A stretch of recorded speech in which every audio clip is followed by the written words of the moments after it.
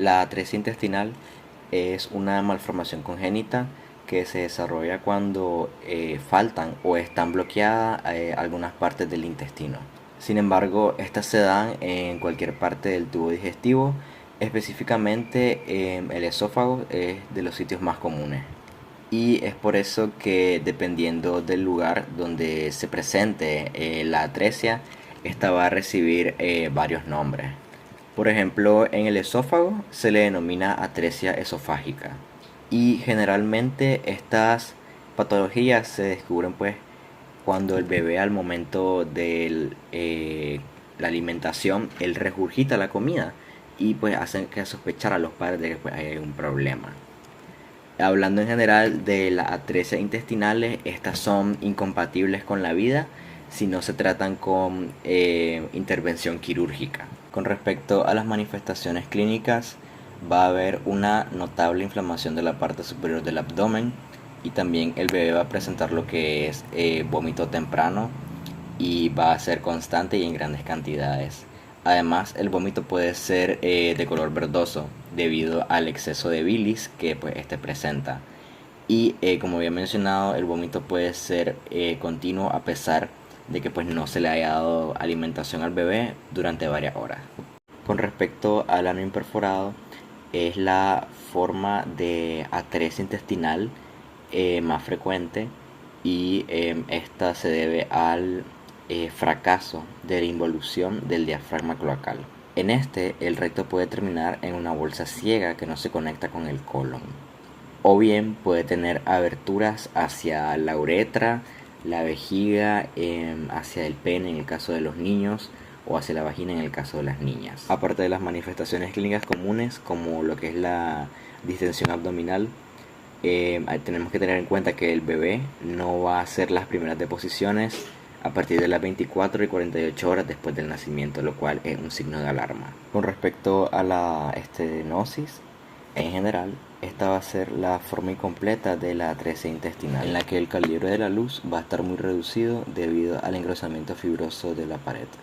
Y esto va a dar lugar a una obstrucción completa o parcial. Las manifestaciones clínicas pueden ser una gran distensión abdominal y falta de movimiento intestinal adecuado.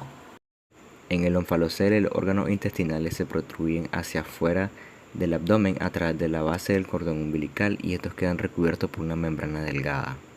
Y va a haber un cierre incompleto de la musculatura abdominal. El divertículo de Meckel está presente como una pequeña bolsa o saco ubicado en la pared del intestino delgado, específicamente el ilion. Este se produce como una falla al momento de la involución del conducto vitelíneo, que va a conectar la luz del intestino en desarrollo con el saco mismo. La mayoría de las personas suelen ser asintomáticas, pero hay otras que presentan hemorragia intestinal y dolor abdominal. La enfermedad de Hirschsprung es cuando hay ausencia de células ganglionares en la pared del colon. Esto impide la contracción normal del intestino y va a haber que haya una obstrucción intestinal. Esta condición es debido a un fallo en la migración de las células de la cresta neural durante el desarrollo embrionario. En los recién nacidos va a haber una clara distensión abdominal y vómitos verdosos con bilis. Hernia se define como la protrusión de una bolsa de peritoneo que esta va a estar revestida de serosa.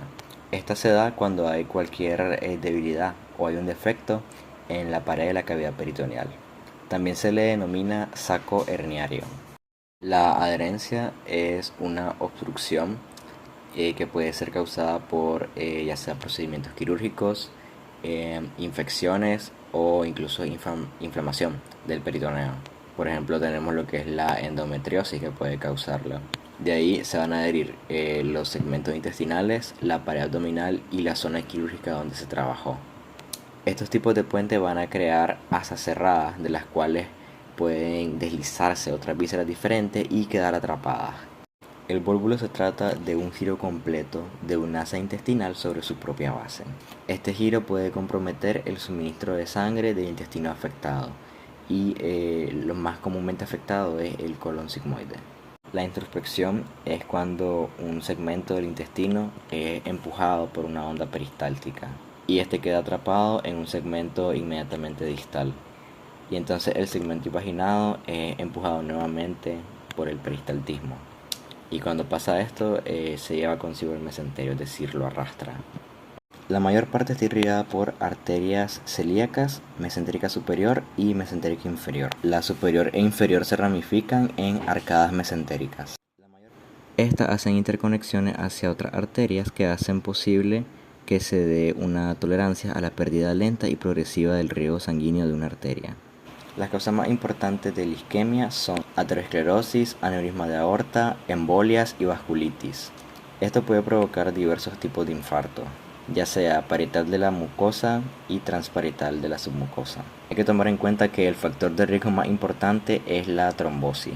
La patogenia de esto se da por dos fases diferentes, la lesión hipóxica inicial y la otra es la lesión por reperfusión. La segunda fase se inicia con el restablecimiento del riego sanguíneo y básicamente hay fuga de productos bacterianos de la luz intestinal. Estos van hacia la circulación general y de ahí a varios vasos. Y estos libran mediadores inflamatorios. Los pólipos no neoplásicos son crecimientos benignos en el tracto de la mucosa gastrointestinal. Estos son más frecuentes en el colon, pero también se pueden presentar en el estómago, el esófago y en el intestino delgado. Generalmente empiezan como unas pequeñas elevaciones de la mucosa y esto se les denomina sin tallo o sésiles, pero también hay pólipos que tienen tallo. Los pólipos inflamatorios se asocian con enfermedades inflamatorias de la mucosa como la colitis ulcerosa o la enfermedad de Crohn. Sus características morfológicas consisten en un infiltrado inflamatorio mixto. También va a haber lo que es hiperplasia epitelial e hiperplasia fibromuscular. Estos tipos de pólipos pueden ser sésiles o pediculados y tienen un color rojizo característico debido a la inflamación presente. Los pólipos armatomatosos son proliferaciones tumorales de tejido maduro y estos se dividen en lo que son los juveniles, los de Peutz-Jeghers y los hiperplásicos. Los pólipos juveniles son malformaciones de la mucosa del epitelio y la lámina propia. Estos pueden ser esporádicos o sindrómicos y están más presentes en lo que son niños. Estos son benignos, pero a veces pueden sangrar y causar complicaciones. Miden de 1 a 3 centímetros con una apariencia pediculada y lobada. Estos son rojizos y comúnmente se localizan en el colon y el recto. Microscópicamente van a haber quistes con glándulas dilatadas llenas de mucina. Los de Peutz-Jeghers son una condición autosómica dominante caracterizada por la presencia de múltiples pólipos en el tracto gastrointestinal. Este es el que tiene mayor riesgo de cáncer aumentado, incluyendo los cánceres gastrointestinales y de mama. Estos también son pólipos grandes y pediculados con un contorno lobado. El tejido conjuntivo, lámina propia y músculo liso van a estar recubiertos de un tejido epitelial intestinal normal. Los hiperplásicos resultan de una proliferación anormal del epitelio glandular y estos se descubren en la sexta o séptima década de la vida. Son similares a los adenomas cerrados sésiles. Son más frecuentes en el colon izquierdo y miden 5 milímetros de diámetro. Generalmente estos son de un color pálido y las glándulas son alargadas con un aspecto de serrucho. De los pólipos neoplásicos, los más frecuentes son los adenomas del colon. Estos son un tipo de neoplasias epiteliales que van desde pólipos más pequeños hasta grandes lesiones satélites. Estos son de importancia médica ya que son precursores del adenocarcinoma colorectal. Se pueden clasificar en tubulares, vellosos y tubulovellosos. Los tubulares son pequeños pólipos pediculados compuestos de glándulas. Los vellosos, por su parte, son más grandes y sésiles, y estos están rodeados por vellosidades delgadas. Los vellosos tienen mayor probabilidad de volverse más malignos. El tumor neuroendocrino es el tumor de apendicular más frecuente y esto se puede descubrir en hallazgos quirúrgicos y es más frecuente en lo que son los adultos jóvenes. En este van a haber células uniformes con núcleos redondos y citoplasma glandular. El patrón de crecimiento va a ser sólido y tisular. Es raramente que estos tumores hagan metástasis.